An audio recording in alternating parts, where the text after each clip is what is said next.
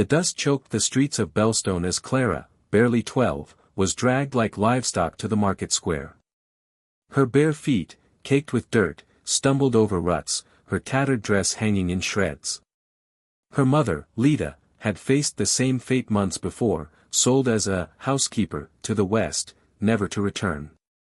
Clara's tears had dried up that day, leaving only a hollow stare and a name no one spoke anymore. To Harlan Coyle, the whiskey-soaked trader gripping her wrist, she was just the girl, a leftover to be sold. It was market day, and the crowd buzzed near the livestock pens, bartering for feed and horses. They averted their eyes as Harlan shoved Clara onto the wooden platform outside the saloon. No one asked questions in Belstone. Children were trouble, mouths to feed, bad luck to claim. Harlan, grinning with yellowed teeth, called out, "Last one." Strong for her size, quiet, don't ask questions. Clara's fists clenched. She wasn't strong or quiet. She was numb, but she remembered everything. Her mother's trembling hand, the red ribbon Lida said meant freedom, the lie that she'd come back. Silence hung heavy under the unrelenting sun. Then boots echoed, slow and deliberate. Clara didn't look up, expecting another dismissal, too skinny, or don't want no orphans. But the steps stopped, and a voice cut through, quiet but sharp. "What's her name?" Harlan scoffed. "Don't matter. You want her or not?" The man, Thatcher Reed, didn't look at Harlan. His eyes, shadowed under a dust-covered hat, locked on Clara's. "What's her name?" he repeated. "Clara," she whispered, voice rusty from disuse. Thatcher frowned, his presence like a storm held back. He tossed a pouch of coins to Harlan without breaking eye contact. "Come on, girl," he said. When Harlan reached to shove her, Thatcher stepped between them. "She walks on her own, or the deal's off." Clara's legs moved before her mind caught up. She stepped off the platform, landing beside him, unsteady but upright. They walked in silence, the crowd pretending nothing had happened. They rode west, Clara clinging to Thatcher's horse, her small frame pressed against the saddle. At dusk, they stopped by a stream. Thatcher handed her jerky and bread, built a fire, and sat at a distance. "You from Belstone?" he asked. "No," Clara said. "My mama was sold. Said it was work. Never came back." He didn't press, just added a stick to the fire. "She had a red ribbon," Clara whispered. "Said it meant freedom. I ain't seen it since." "You got family?" Thatcher asked. She shook her head. "You do now," he said, standing. "We ride at dawn."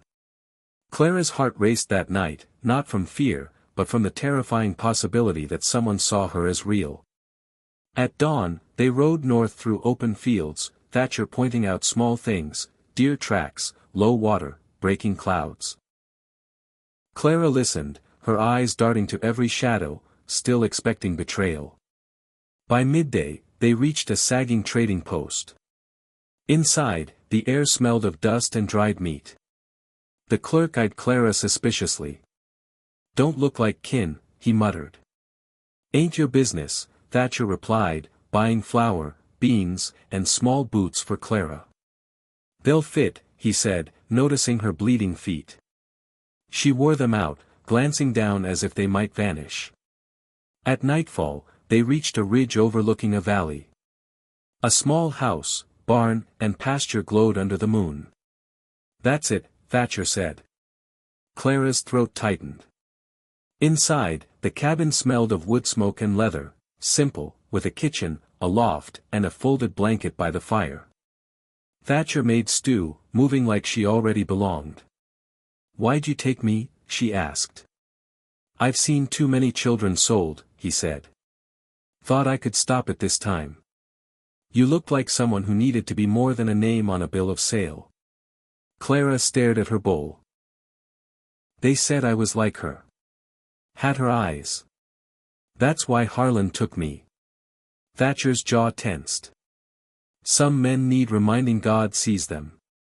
He showed her the loft, a small bed, clean sheets, a lantern. "You need anything, come down," he said. As he descended, she called, "Do I work like a hand?" "No," he said. "You're Clara Reed now. That's enough." The words echoed like a beautiful lie, but Clara began to believe it. Mornings brought routine, feeding goats, hauling water, sweeping the barn. Thatcher never hovered, never shouted, just nodded when she worked. By evening, they sat on the porch, Clara with milk, Thatcher with his pipe. "Did you have a daughter?" she asked. "No," he said. "A wife. Cancer took her fast. I see her sometimes, in dreams or when the light hits right. She'd like you." Clara's throat tightened. No one had ever said that before. Peace didn't last. On the fourth morning, a knock rang at the gate. Thatcher grabbed his rifle, sent Clara inside. Through the window, she saw two riders, Pierce, wiry and cruel, and a stocky man with a twitching hand. "Heard you took a girl," Pierce said. "She's Harlan's." "She's not," Thatcher replied. "I paid." Pierce smirked. "He's got papers."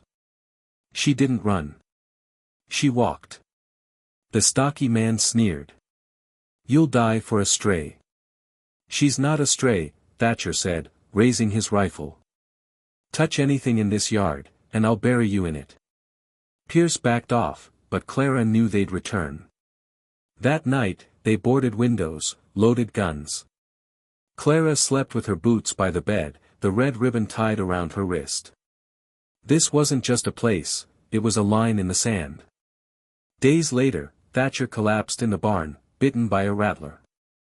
Clara bandaged him, left water, and rode through the night to Bellstone. At the doctor's, Harlan appeared, grinning. "You brought yourself back to my doorstep." "I ain't here for you," Clara said, hand on her knife. The doctor snapped, "She's not yours." They rode out, Clara leading, fear burning away with every mile. Back at the ranch, the doctor worked fast, cutting the wound, packing it with herbs. Thatcher groaned, fever clawing at him. Clara stayed by his side, reading poetry, wiping his brow, whispering her mother's prayers. On the third morning, he woke. "You rode alone," he rasped. She nodded. "Good girl," he said, and slept again. 2 weeks later, the red ribbon appeared on the porch rail, a warning. "They're coming," Thatcher said. Clara nodded. This time, they wouldn't knock. At midnight, 6 riders came, silent and fast. Clara, on the roof, saw them first. Thatcher fired from the porch, dropping one. Clara shot another, aiming low. A torch hit the roof, she smothered it with a blanket, then dropped a kerosene bottle, igniting the attacker below. Thatcher shot through the wall, killing another.